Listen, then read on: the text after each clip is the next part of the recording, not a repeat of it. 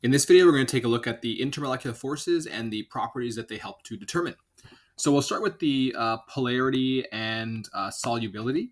A general rule of thumb is the rule of like dissolves like. So what that basically means is that polar stuff will dissolve polar stuff. And that includes ionic, because ionic are essentially extreme versions of polar. So water is able to dissolve alcohol, because if you look at water over here, it's a polar molecule with partial positive charges. Alcohol has a bunch of CH, yes, but there's a special OH group here that makes it polar for this particular alcohol here. And so there's partial charges, and that allows for hydrogen bonding. And really, for a polar substance to need to dissolve a substance, it has to be able to interact with it with dipole, or hydrogen bond forces. And the only thing that can really do that is another polar molecule or an ionic substance, so ion dipole as well. So polar dissolves polar. Because it allows for those mutual interactions with the partial charges.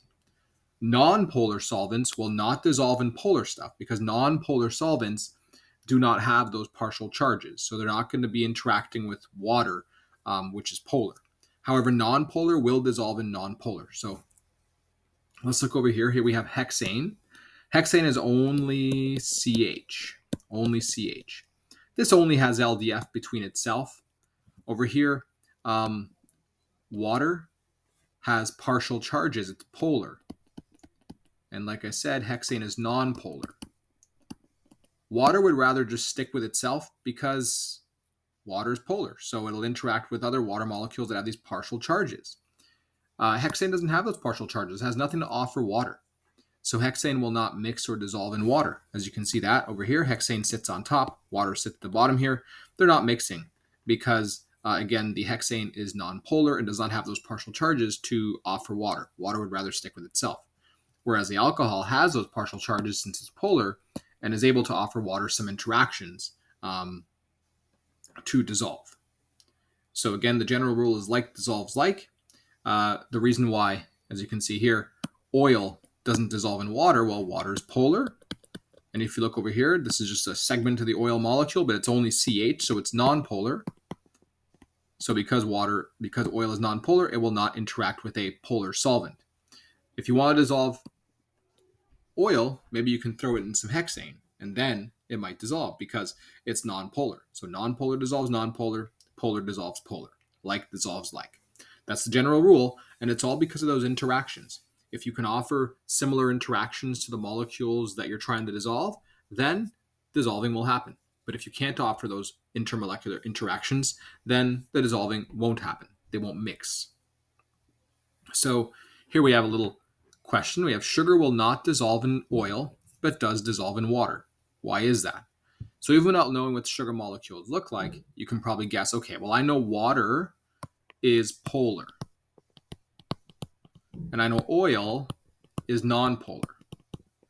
So my reasonable guess at this point would probably be that sugar, since it dissolves in water, but not oil, is probably a polar molecule and can offer some maybe dipole or hydrogen bonding with the water. And that would be a good, reasonable guess to make. And in fact, if you zoom in and take a look, that's exactly what's happening. This is a sugar molecule over here. There's different types of sugar, but you'll notice they all have OHs, or they have OHs at some ends. And so that OH allows for water to surround the OHs of the sugar and essentially dissolve it. So this is dissolving happening of sugar surrounded by water because we have hydrogen bonding forming in those regions there. So how do you predict relative solubility? And what that basically means is, can you figure out which substances would be more soluble than another substance? Or if I give you a list of substances, can you rank them based on solubility? So typically one thing that you would do is you would look at nonpolar versus polar first. If you have nonpolar compounds, generally they're going to have low solubility in polar solvents. So something that's nonpolar won't dissolve very well in water. Generally, the bigger the nonpolar parts of your molecule, the lower the solubility will be in water. So if you have a lot of nonpolar parts, it's going to be a pretty low solubility in water. Polar compounds have higher solubility in water or other polar solvents, and that's because your hydrogen bonding allows the interaction between water and the substance you're trying to dissolve. So let's take a look at an example here. We have two substances, N-butane and butanol. We want to know which is more soluble in water and why.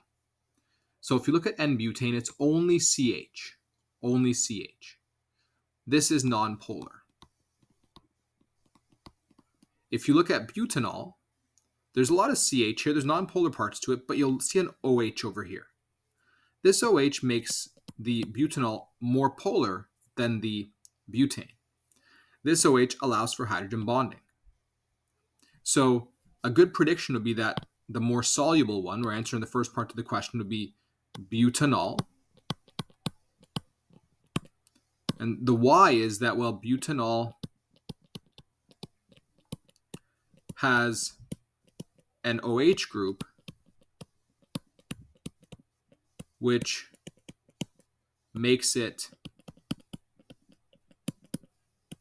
more polar and allows it to H bond with water. And that's what allows it the higher solubility likely. So you're able to predict solubility based on polarity and forces. Another property you should be able to predict is that a boiling point or melting point. Now I'm using them interchangeably. They are different, but essentially the main idea is that if we're looking at boiling point, it's the temperature where something boils and evaporates. The rule is that the more intermolecular forces you have, the higher boiling point is going to be.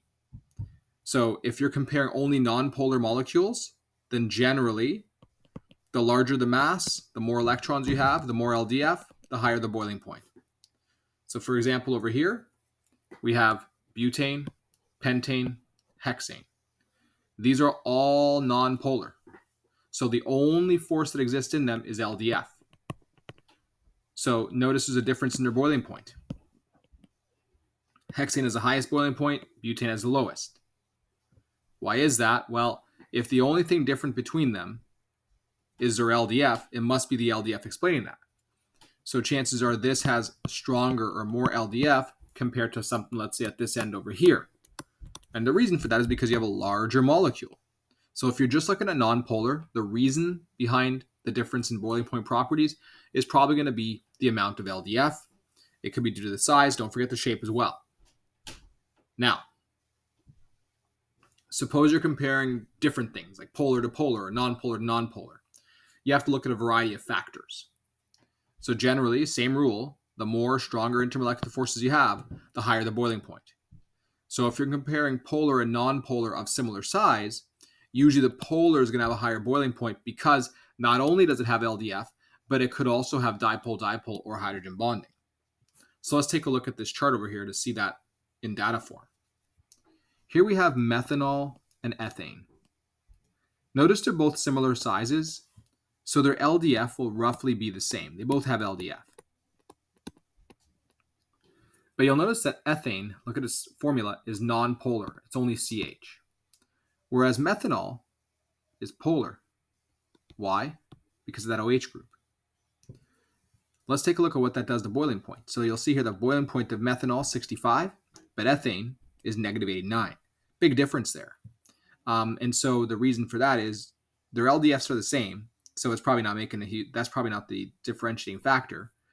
It's likely going to be that this also has H bonding because of the OH that's present.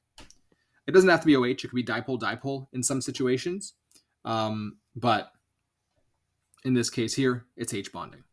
And you can see that trend in basically all these interactions here, all these interactions over here. But I just want to show you how powerful H bonding is. Let's take a look at something like pentane. Pentane is a way bigger molecule than methanol. So if you were to compare pentane and methanol in terms of LDF, pentane actually has more LDF than methanol because it's a big molecule, lots of electrons. So it has a lot more LDF. But it doesn't matter. Look at this. The boiling point of pentane is still lower than the boiling point of methanol. And that's because of the hydrogen bonding. That's how strong hydrogen bonding is, and that's how weak LDF is. Now, there is a point where eventually the molecule gets so big that the LDF will overcome the strength of the hydrogen bond if there's only a small molecule there. But it takes a while to get there. So it just goes to show how strong and powerful that hydrogen bond is intermolecular force-wise compared to other intermolecular forces.